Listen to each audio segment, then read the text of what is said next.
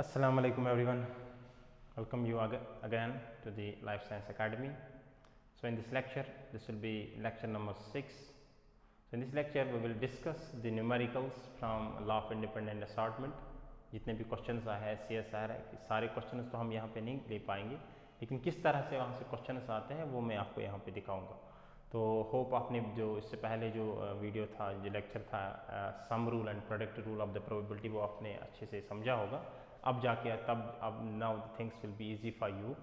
ये जितने भी जैसे यहाँ पे आंसर करना है तो it will be easy now, क्योंकि आपको ऑलरेडी प्रोडक्ट रूल हमने एक्सप्लेन किया है, सम रूल हमने एक्सप्लेन किया है. तो let we take our first question. The question is that consider the following cross. आपको ये क्रॉस कंसिडर करना है. क्रॉस उन्होंने किया है a plus A, B B, C plus C, D plus D D, D plus D plus. इसका cross किया है इस जीनोटाइप के साथ, यहाँ पे सेल्फ किया, और वहाँ से ये जो जीनोटाइप है ये बन के आया. Genes are unlinked, that means they have independent segregation. अब आपको बताना है find the probability of the अबो जीनोटाइप. ये जो जीनोटाइप यहाँ पे इसके आने की प्रोबेबिलिटी कितनी है, आपको ये बताना है. अब देखो इसको आंसर हम कैसे कर सकते हैं. अब देखो जो हमें यहाँ से स्मॉल ए आना चाहिए. क्रॉस किसके के बीच है, ए प्लस ए. अब पहले हम एक एक करके इनका क्रॉस कर लेते. अगर हम क्रॉस करेंगे A plus A crossed with A plus A plus A, यहाँ से हमें ए स्मॉल ए आना चाहिए. इसकी क्या प्रोबेबिलिटी है, यहाँ से आएगा ए plus A plus A plus A plus A small A small आ के आने की प्रोबेबिलिटी कितनी है, 1/4.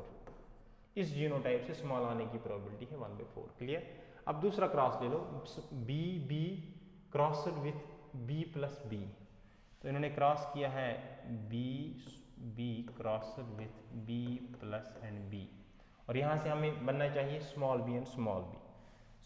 स्मॉल बी कैसे बनेगा, यहाँ से जब क्रॉस होगा यहाँ से तो सिर्फ स्मॉल बी आएगा, और यहाँ से दो आ सकते हैं. इट विल बी, यहाँ से बनेगा b प्लस बी, और यहाँ से बनेगा b एंड b. दो ही तरह के जीनोटाइप्स यहाँ से पॉसिबल है, जिसमें से b के आने की प्रोबेबिलिटी है 1/2. क्लियर. अब नेक्स्ट जो है c प्लस सी किस क्रॉस से, c plus C. So it will be cross c plus C का क्रॉस किया है c प्लस सी के साथ. अब यहाँ से हमें बनना चाहिए कौन सा जीनोटाइप, C प्लस एंड सी. मतलब यहाँ से ये जीनोटाइप C प्लस एंड सी बनना चाहिए. ये हेटेरोजाइगस जीनोटाइप है. इसके आने यहाँ से तो यहाँ से कौन सा जीनोटाइप बनेगा, यहाँ से बनेगा C प्लस, यहाँ से बनेगा C प्लस सी, यहाँ से C प्लस सी बने, और यहाँ से स्मॉल सी बन सकता है. C प्लस सी बनने की प्रोबेबिलिटी जो ये है, इसकी प्रोबेबिलिटी है 2/4. इट विल बी 2/4 और 1/2 हम कर सकते हैं 1/2. क्लियर. अब d प्लस डी यहाँ से बने, d प्लस डी अगर हम करेंगे, so you have to cross d plus into small D के साथ, और यहाँ से हमें बनना चाहिए कौन सा जीनोटाइप, d प्लस डी. तो यहाँ से बनेगा, यहाँ से तो एक ही तरह का गैमीट आएगा d, और यहाँ से एक तरह का गैमीट आएगा, यहाँ से d प्लस आएगा और यहाँ से D आएगा. तो यहाँ से बनेगा D प्लस एंड D. यहाँ से सिर्फ एक तरह का जीनोटाइप बन सकता है D प्लस. इसकी आने की प्रोबेबिलिटी है 1. अब ये सारे इवेंट साथ में आए, इसकी क्या प्रोबेबिलिटी, प्रोडक्ट रूल. इसकी प्रोबेबिलिटी है उनकी इंडिविजुअल प्रोबेबिलिटीज का product. So the answer will be 1/4. ए का है 1/4 इंटू B का है, B की प्रोबेबिलिटी है 1/2 इंटू 1/2. C की प्रोबेबिलिटी है यहाँ पे, C की प्रोबेबिलिटी है 1/2 और D की प्रोबेबिलिटी है 1. Clear. The answer will be 1/4 to 8, 16, 1 out of 16. तो इसकी प्रोबेबिलिटी बन जाएगी 1/16 will be the answer. Is this thing clear. So this was one question from independent assortment. Let me take our another question. The question is that in a dihybrid self cross 64 progeny is produced.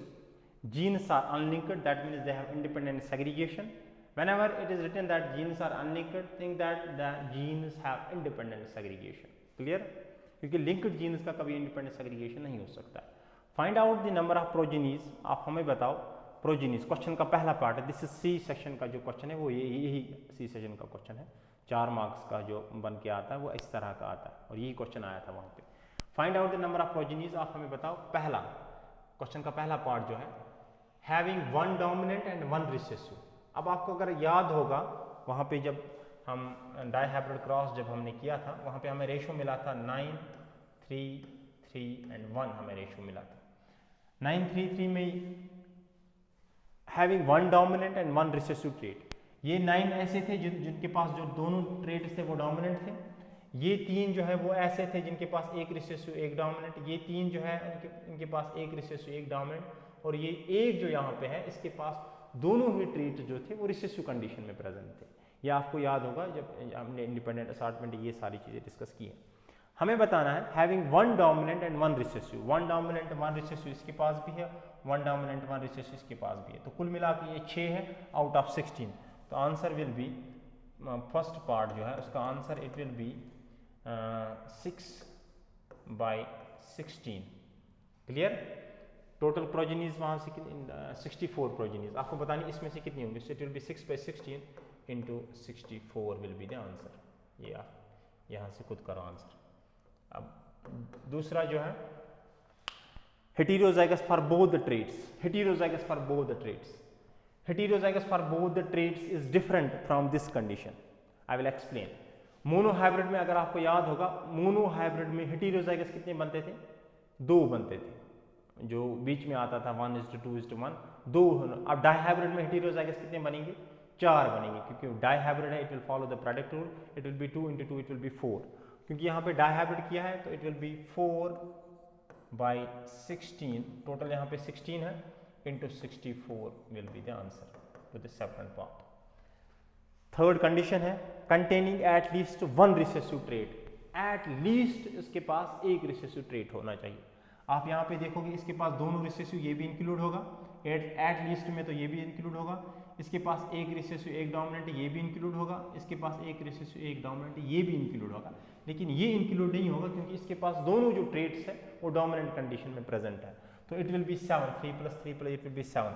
So answer to the third part will be 7/16। तो ये total है, into 64 से हमें देखना है कितने बनेंगे, तो ये 3 आप आंसर्स कर लो। Clear? Now let we move to the next question. The question is that genes are unlinked, that means they will follow the product rule, and a tri-hybrid self cross is made, okay, and they got 1280 progenies total. Find out the number of progenies. आप हमें बताओ, question का पहला part है all the 3 dominant traits, तीनों के तीनों traits उसमें क्या होने चाहिए, डोमिनेंट होने चाहिए। क्लियर? अभी आपने 9-3-3-1 9, it is similar to that 9-3-3-1 जो है, आप इसको ऐसे भी आंसर कर सकते हो। पहला पार्ट जो है क्वेश्चन का हम इसको यहाँ पर लिखेंगे, क्वेश्चन का पहला पार्ट जो है ऑल द 3 डोमिनेंट ट्रेट्स, एक डोमिनेंट ट्रेट के आने की प्रोबेबिलिटी कितनी है, 3/4, 3 डोमिनेंट्स के आने की प्रोबेबिलिटी कितनी होगी, 3/4 × 3/4 × 3/4, तीनों साथ में आए इसकी क्या प्रोबेबिलिटी, उनकी इंडिविजुअल प्रोबेबिलिटी का product, 339 × 3 will be 27/4 4 16 × 4 will be 64 out of 1280 multiplied by 1280, so I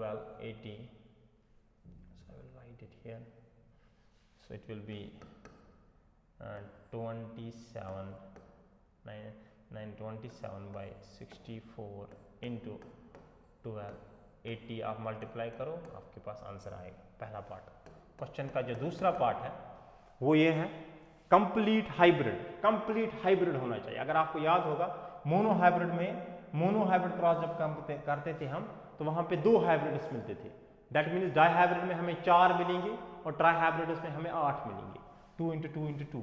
so monohybrid it will B 8 out of 16, sorry out of 64, क्योंकि ट्राइहाइब्रिड में it will B 64 into 1280 will be the answer. And third,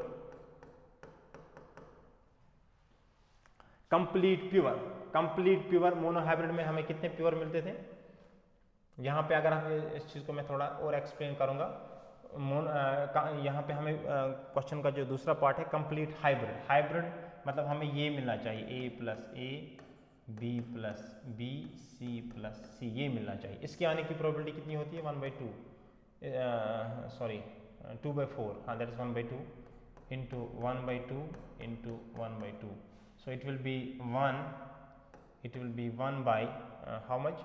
It will be 4, it will be 8, so it will be 1/8 into 12, 80 अगर आप करोगे आपको यही answer मिलेगा। यही है सेकंड पार्ट जो है क्वेश्चन का। क्वेश्चन का थर्ड पार्ट हम कर लेते हैं। थर्ड पार्ट को यहाँ पे हम डिस्कस करेंगे। सो क्वेश्चन का जो थर्ड पार्ट है दैट कंप्लीट प्योर हमें मिलने चाहिए। मोनो हाइब्रिड में हमें 2 प्योर मिलते थे, डाई हाइब्रिड में हमें 4 प्योर मिलेंगे और ट्राई हाइब्रिड में हमें 8 प्योर मिलेंगे। सो इट विल बी 8/64 क्योंकि ट्राई हाइब्रिड है इंटू 12, 80, ये आपके पास आंसर है। Clear? So these were some questions from independent assortment. अब अगर आपके पास कुछ क्वेश्चंस अवेलेबल होंगे, अगर आपके पास पेपर्स होंगे प्रीवियस ईयर, तो आप देखोगे now it will be easy for you I think to answer all those questions and it will take hardly 20 to 30 seconds to answer a 4 marks question. Clear? Condition is that you need to have a very strong concept of independent assortment, law of segregation, product rule, sum rule, ये सारी चीज़ें जब आपके दिमाग में होंगी तब जाके now things become very easy. आप खुद देखोगे मैं I answer those questions in just 20-30 seconds. Clear? So hope ये सारी चीज़ें आपको क्लियर हो चुकी होंगी। यहाँ से कुछ भी क्वेश्चन रहता है, कुछ भी डाउट रहता है आपको, आप हमें कमेंट कर सकते हो, आप हमें किसी तरह भी से भी जो से भी आपको पॉसिबल होगा आप हमें लिख सकते हो and we will try to help as much as possible. So इस लेक्चर में फ़िलहाल इतना ही। Thank you so much.